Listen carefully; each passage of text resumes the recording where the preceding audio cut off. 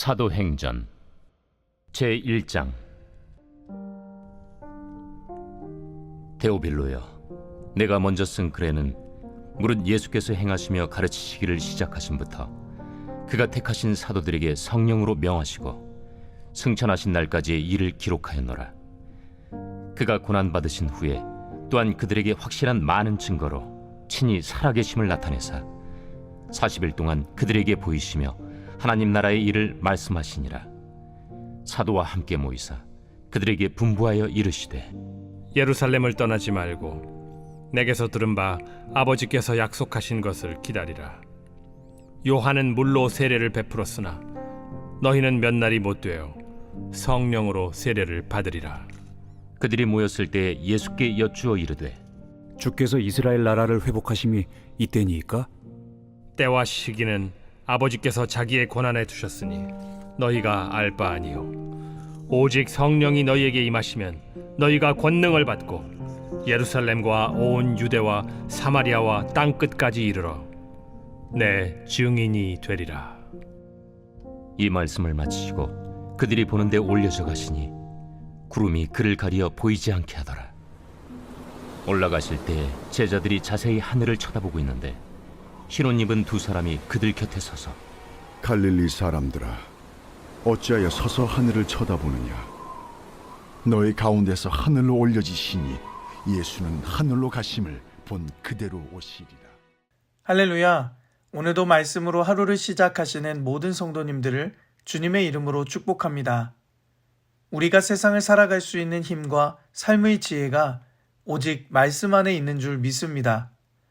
바쁘고 분주한 삶의 현장 속에서도 하나님의 말씀을 붙들고 믿음으로 승리하는 하루가 되시길 간절히 소망합니다.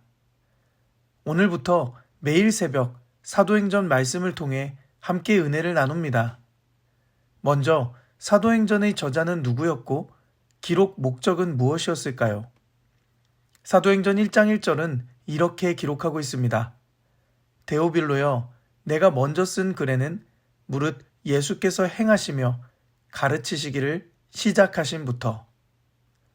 1절 말씀에 보면 이 글의 수신자는 데오빌로라는 인물임을 알 수 있습니다.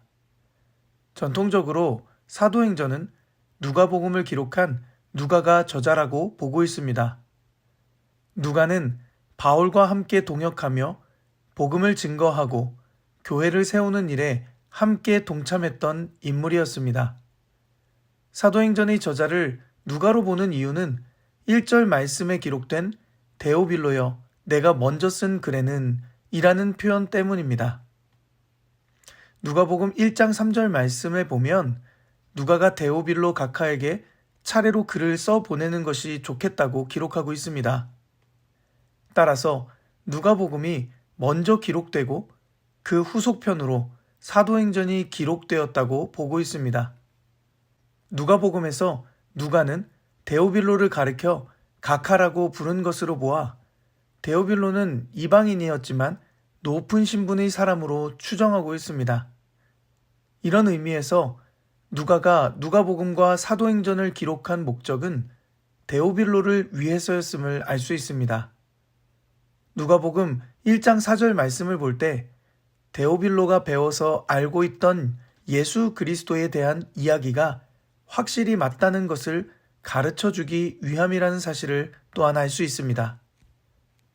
그렇다면 사도행전을 기록해서 데오빌로에게 보낸 이유는 무엇이었을까요? 사도행전의 전체 주제를 보면 사도들을 통해 교회가 세워지고 확산되는 과정을 전하고 데오빌로가 알고 있는 신앙의 깊이가 더 깊어지고 견고해지기를 바라는 마음 때문임을 알 수 있습니다. 먼저 본문 말씀 2절과 3절 말씀을 쉬운 성경으로 읽어보겠습니다.